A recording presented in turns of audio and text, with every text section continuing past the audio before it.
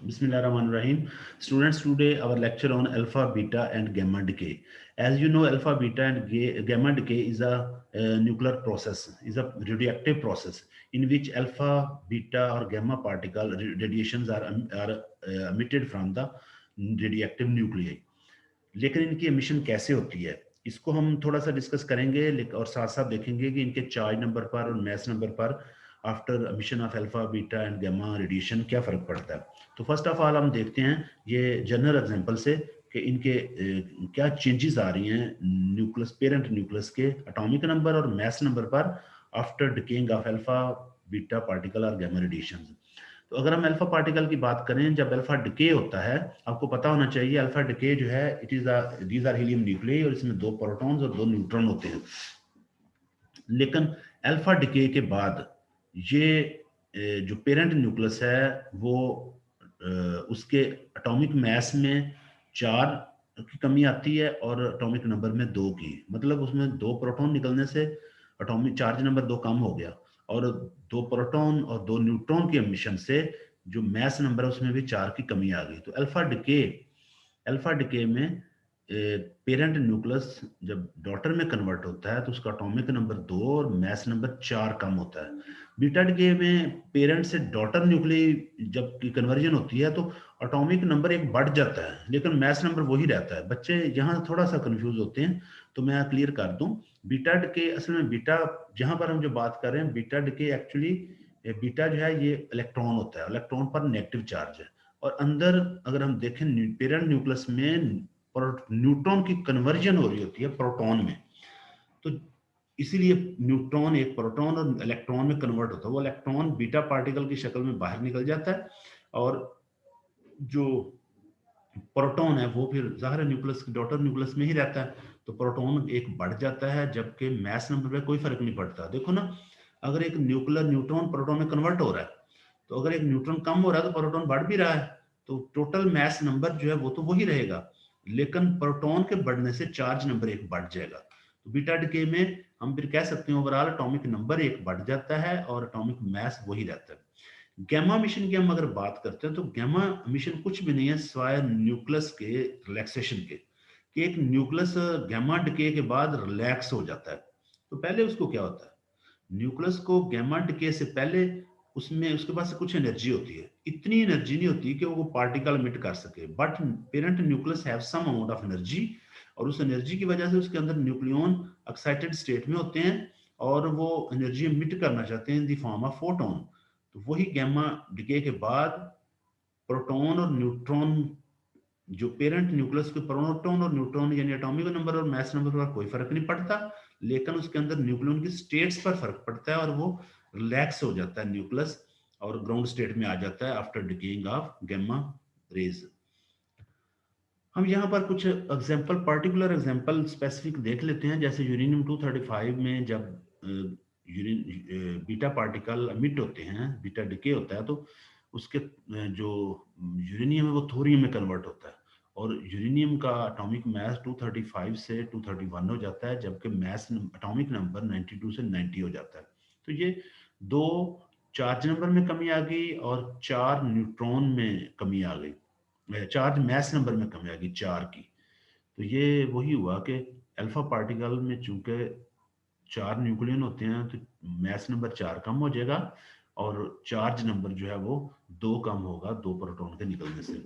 Gamma के अगर हम देखें यहाँ कार्बन 14 लिया गया। कार्बन 14 रेडियो एक्टिव आइसोटोप है और इसके कार्बन 14 आमतौर पर बीटा पार्टिकल एमिट करता है after decaying through beta negative it converted into nitrogen 14। तो देखिए मैस नंबर में कोई फर्क नहीं पड़ा लेकिन चार्ज नंबर जो है यानी प्रोटॉन नंबर वो एक बढ़ गया और बढ़ने की वजह क्या है कि कार्बन का एक न्यूट्रॉन जो है वो प्रोटॉन में कन्वर्ट हुआ है, इसकी वजह से चार्ज में इजाफा हुआ है। अगर हम गैमा डिके की बात करें तो यूरेनियम 235 जब गैमा उससे गैमा रेडिएशन एमिट हुई है तो यूरेनियम 235 रहा है, मैस नंबर और चार्ज नंबर पर कोई फर्क नहीं पड़ा लेकिन गैमा रेडिएशन एमिट होगी। इट मींस के after emission of gamma rays parent nucleus remain as with respect to atomic number and charge number, लेकिन उसकी जो एनर्जी है उसमें कमी आ जाती है। हम अल्फा डिके की थोड़ी सी थ्योरी को डिस्कस कर लेते हैं। अगर हम अल्फा डिके की थ्योरी को देखें, यानी what is theory behind emission of alpha particle from the nucleus, तो यहाँ पर ये एग्जांपल तो वही ली गया यूरेनियम की, और जो थोरियम इसकी कन्वर्जन है after decaying of alpha particle. आप लोगों ने लिटरेचर में अगर देखें तो जो अल्फा पार्टिकल अमिट करते हैं न्यूक्लियर, वो आमतौर पर हैवी न्यूक्लियर होते हैं, उनका साइज आमतौर पर बड़ा होता है। जाहिर है इतना एक बड़ा पार्टिकल अमिट करना होता है तो साइज बड़े ज्यादा न्यूक्लियन होंगे न्यूक्लियस के अंदर, तो ये बड़ा पार्टिकल इजेक्ट होगा। एक छोटा न्यूक्लियस तो अल्फा पार्टिकल अमिट नहीं कर सकता। वैसे भी न्यूक्लियस से निकलने वाले जो पार्टिकल उनमें अल्फा पार्टिकल ही सबसे हैवी और ज्यादा न्यूक्लियन वाला पार्टिकल है। तो आमतौर पर हैवी न्यूक्लियाई ही अल्फा पार्टिकल एमिट करते हैं, उनमें बीटा अल्फा डिके होता है। इसकी वजह क्या हो सकती है? वजह यही बाहर नजर आती है कि जब जैसे जैसे न्यूक्लियस का साइज, हैवी न्यूक्लियस का साइज बढ़ता है, तो जो छोटे न्यूक्लियस के अंदर स्ट्रॉन्ग न्यूक्लियर फोर्स थी, उन्होंने डोमिनेट किया हुआ था इलेक्ट्रोस्टैटिक रिपल्शन पर। और जैसे जैसे साइज बढ़ता है, न्यूक्लियन आउटर जो स्टेट्स होती हैं, आउटर एनर्जी लेवल उनके जो, उनमें न्यूक्लियन उनके दरमियान डिस्टेंस भी बढ़ता है। डिस्टेंस बढ़ेगा तो इलेक्ट्रोस्टैटिक रिपल्शन जो है, कूलम रिपल्शन, वो यहाँ पर डोमिनेट करना शुरू कर देगी। डोमिनेंट होगी तो उसकी उस सूरत में अगर वो इतनी ज्यादा हो जाए कि वो स्ट्रॉन्ग न्यूक्लियर फोर्स को ओवरकम कर सके, तो उसके नतीजे में वो जो आउटर शेल्स के जो न्यूक्लियन है वो क्लस्टर की सूरत में बाहर निकलते हैं, अल्फा पार्टिकल की एमिशन होती है। तो आमतौर पर साइज के बढ़ने से इलेक्ट्रोस्टैटिक रिपल्शन बढ़ती है और क्लस्टर ऑफ न्यूक्लियन जैसा अल्फा पार्टिकल की एमिशन होती है।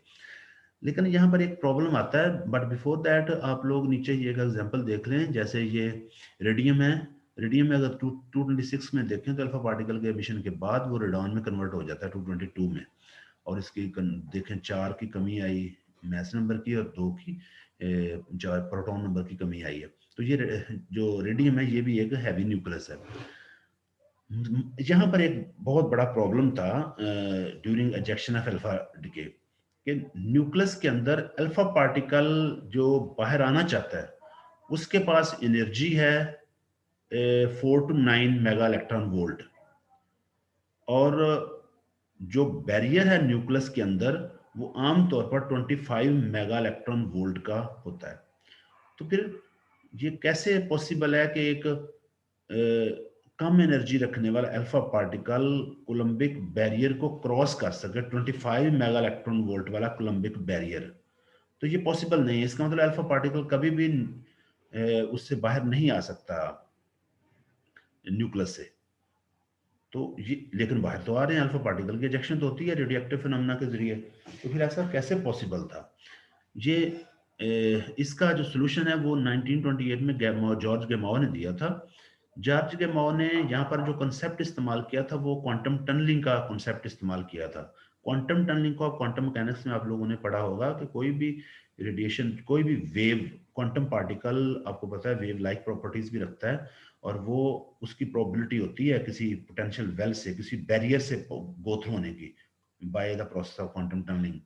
तो बिल्कुल इसी तरह क्वांटम टनलिंग के थ्रू अल्फा पार्टिकल, चूंकि क्वांटम पार्टिकल है and it has the properties quantum wave like properties, so wave के तौर पे वेव लाइक प्रॉपर्टी को इस्तेमाल करते हुए ये बैरियर में से पेनिट्रेट करके उससे निकल जाएगा। यानी ये बैरियर को क्रॉस नहीं कर सकता, उसमें से पेनिट्रेट कर सकता है। तो जो वेव होती है वो पेनिट्रेट कर सकती है अगर हम क्वांटम टनलिंग को का कॉन्सेप्ट यूज करें। तो यही क्वांटम टनलिंग का कॉन्सेप्ट जो है वो उसको इस्तेमाल किया। बाद में मुख्तलिफ साइंटिस्ट ने इसको, जो ये रिलेशनशिप है हाफ लाइफ का, और फिर ये जो अल्फा पार्टिकल की हाफ लाइफ और उनके एनर्जी के दरमियान और न्यूक्लियर की स्टेबिलिटी के दरमियान रिलेशनशिप जो है वो भी ड्राइव की है, लेकिन हम उतनी डिटेल में नहीं जाएंगे। खैर,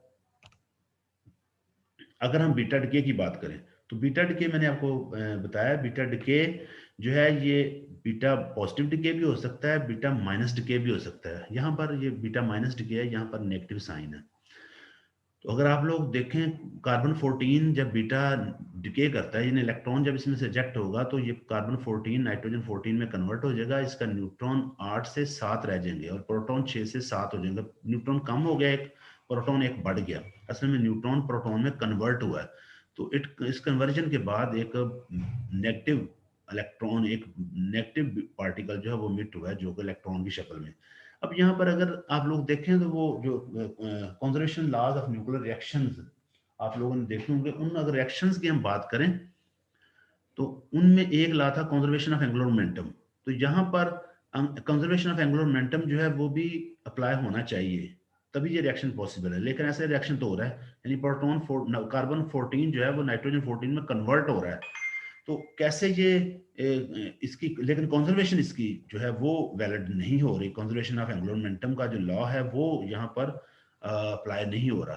तो क्या रीजन थी इसका? आंसर जो है वो न्यूट्रिनो की एमिशन की सूरत में दिया गया कि जब भी बीटा डिके होता है तो साथ ही न्यूट्रिनो भी इजेक्ट होता है।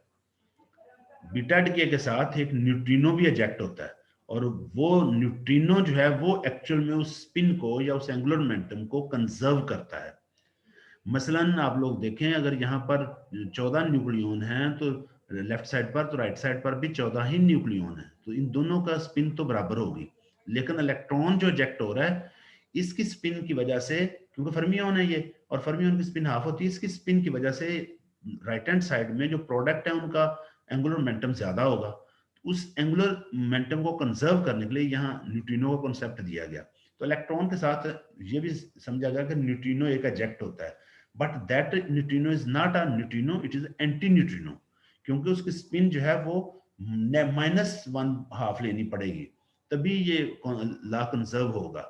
तो इलेक्ट्रॉन के साथ एंटी न्यूट्रिनो इजेक्ट होता है, और अगर बीटा पॉजिटिव डिके यानी पॉजिट्रॉन निकल रहा है तो उसके साथ न्यूट्रिनो इजेक्ट होता है। तो इस तरीके से न्यूट्रिनो का कॉन्सेप्ट दिया गया।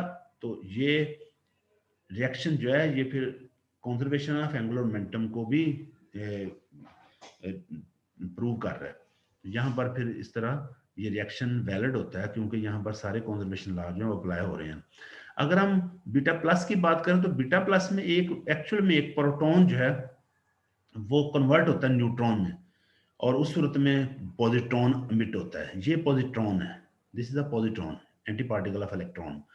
और यहाँ पर साथ एंटी न्यूट्रिनो इजेक्ट होगा, क्योंकि जो पॉजिट्रॉन है इसकी स्पिन -1/2 है और न्यूट्रिनो की हाफ।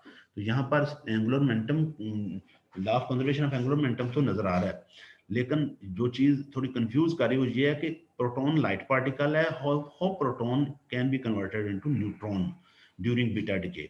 तो प्रोटॉन की कन्वर्जन बीटा न्यूट्रॉन में उस सूरत में होगी कि अगर ये न्यूक्लियस जो है, पेरेंट न्यूक्लियस कार्बन 10 कहीं से बहुत ज्यादा एनर्जी ले ले, और वो एनर्जी न्यूक्लियस अब्सॉर्ब करके उसको मैस में कन्वर्ट कर दे, तो अंदर जो प्रोटॉन है वो हैवी हो जाएगा, और उस हैवी प्रोटॉन जो है वो पॉजिट्रॉन के इजेक्शन के बाद न्यूट्रॉन में कन्वर्ट हो जाता है। तो इस तरह से कुछ बीटा डिके होता है। अगर हम गैमा डिके की बात करें तो गैमा डिके, जैसे मैंने आपको बताया, गैमा डिके में जब होता है किसी न्यूक्लियस से कोई गैमा रेडिएशन फोटोन एमिट होते हैं, तो उसके सिर्फ एनर्जी में फर्क पड़ता है, उसके जो न्यूक्लियन है एटॉमिक नंबर और मैस नंबर पर बिल्कुल फर्क नहीं पड़ता। असल में जब कोई भी पेरेंट न्यूक्लियस जैसे कि कोबाल्ट 60 है वो एनर्जी अब्सॉर्ब करेगा, कहीं भी सराउंडिंग से एनर्जी अब्सॉर्ब करता है, तो ऑक्साइडेड स्टेट में चला जाता है, उसके अंदर जो न्यूक्लियन है वो ऑक्साइडेड स्टेट में चले जाते हैं, और वही न्यूक्लियन गैमा पार्टिकल यानी वो एक्स्ट्रा फोटोन को इजेक्ट करके दोबारा ग्राउंड स्टेट में चले जाते हैं, और इस तरह न्यूक्लियन जो है वो स्टेबिलिटी की तरफ आ जाता है। जस्ट लाइक एटम, जैसे एटम को एनर्जी हासिल करता है तो उसके इलेक्ट्रॉन जो है वो हायर स्टेट में चले जाते हैं, और हम कहते हैं इलेक्ट्रॉन एटम जो है एक्साइट हो गया, और थोड़ी देर बाद ही इलेक्ट्रॉन एटम जो है वो डीएक्साइट होता है, तो वो एनर्जी एमिट करता है in the form of photon. तो बिल्कुल इसी तरह न्यूक्लियस भी एनर्जी अब्सॉर्ब करने के बाद उसकी nuclear states higher nucleon higher state में चले जाते हैं, और वो after emission of gamma photon वो दोबारा स्टेबिलिटी की तरफ न्यूक्लियस जो है डॉटर न्यूक्लियस आ जाता है। यहाँ पर जो रिएक्शन दिखाया हुआ है इसमें दो प्रोसेस इकट्ठे हो रहे हैं। कोबाल्ट ने एनर्जी गेन की कहीं, और एनर्जी के गेन के बाद ये इसमें एक बीटा पार्टिकल एमिट हो रहा है, लेकिन बीटा पार्टिकल के बाद कोबाल्ट 60 निकल 60 में कन्वर्ट हो रहा है, but nickel 60 still have some amount of energy. और इस सूरत में निकल 60 जो है वो एक्साइटेड स्टेट में है, और गामा फोटोन के एमिशन के बाद ये ग्राउंड स्टेट में जाएगा और निकल 60 फिर स्टेबिलिटी की तरफ आता है after emission of gamma photon. तो ये गामा का डिके कुछ इस तरह होता है। नीचे वाले एग्जांपल में भी यही कुछ दिखाया हुआ कि यूरेनियम 238 जो है वो थोरियम 234 में कन्वर्ट होता है after emission of alpha particle, लेकिन इसके पास अभी भी एनर्जी होती है यूरेनियम के पास अल्फा पार्टिकल के इंजेक्शन के बाद। तो इसके साथ साथ ये गामा रेडिएशन भी इमिट करता है अपने आप को स्टेबल करने के लिए। यानी यूरेनियम थोरियम में कन्वर्ट होगा अल्फा मिशन के बाद, थोरियम के पास स्टिल एनर्जी होगी और वो थोरियम फिर गामा रेडिएशन इमिट करता है और स्टेबल स्टेट में जाता है। So student, this is a short introduction and some understanding about the alpha, beta and gamma decay.